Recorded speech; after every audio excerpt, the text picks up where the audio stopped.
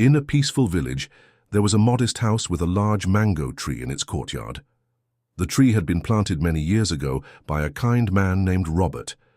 It was no ordinary tree to the family. It stood as a witness to their joys and sorrows, giving shade in the scorching summers, sweet mangoes during the harvest, and shelter during the rains. For Robert's two sons, James and Daniel, the tree was part of their childhood. As young boys, James and Daniel would spend their days playing under the tree. They would climb its branches, tie a swing to it, and sit beneath its shade to share their little secrets. Their father often joined them, telling stories or simply watching them play with pride in his eyes, but time carried them away from those carefree days. James, the elder brother, moved to the city to pursue his ambitions. He worked hard, built a successful career, and soon became absorbed in his busy life. Daniel, the younger brother, chose to stay behind, helping their aging father and tending to the family home. When their father passed away, the house and the tree were left to Daniel. While James sent money occasionally, he visited the village rarely, and the bond between the brothers grew weaker with the years. One summer, a terrible drought hit the village. The rivers dried up, the crops wilted, and the once mighty mango tree began to show signs of struggle. Its leaves turned brown, its branches drooped, and it stopped bearing fruit.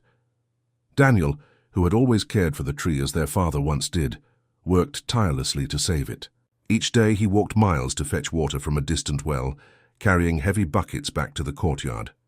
He poured the water carefully at the tree's roots, whispering words of encouragement as if it could hear him. Despite his efforts, the tree's condition worsened. Daniel knew he couldn't save it alone, so he decided to reach out to James. He wrote a heartfelt letter. "Dear brother, the mango tree is dying, and I can't save it on my own. This tree is more than just a part of our home, it's a part of our family. It holds memories of Dad and our childhood. If we lose it, we lose a piece of our past. Please come and help me save it." But when James received the letter, he barely gave it a second glance. "It's just a tree," he thought, setting the letter aside. "Daniel will handle it, he always does." Daniel didn't give up.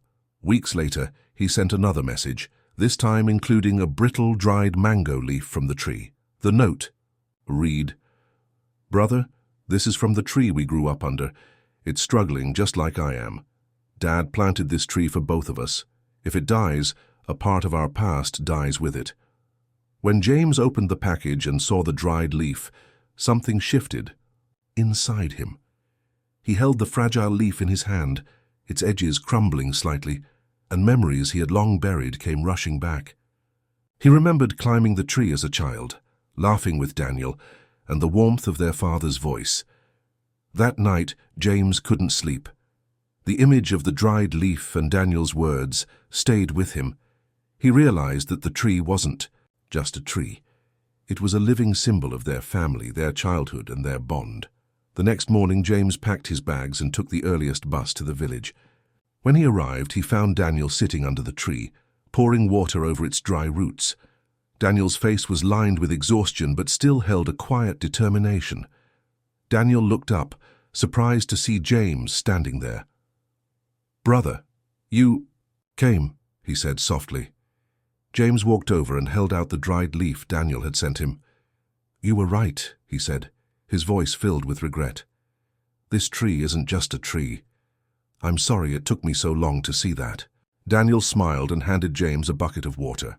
"It's not too late," he said. "Let's save it together." Side by side, the brothers worked tirelessly to care for the tree. They carried water, cleared the dry leaves, and nurtured its roots. As they labored together, they talked about their lives, their struggles, and their memories of the past. The rains finally came, late but welcome. The mango tree began to sprout fresh green leaves, and soon it stood tall and vibrant once again. The brothers, too, found themselves renewed, their bond stronger than ever. From that day on, James made it a point to visit the village regularly. He didn't just come for the tree, he came to spend time with Daniel, to rebuild the connection they had almost lost. The mango tree flourished, standing as a living symbol of their family's love and resilience. Under its shade, the brothers shared many more memories, grateful for the second chance to nurture both the tree and their relationship. Family bonds, like trees, need care and effort to thrive. It's never too late to mend relationships and cherish what truly matters.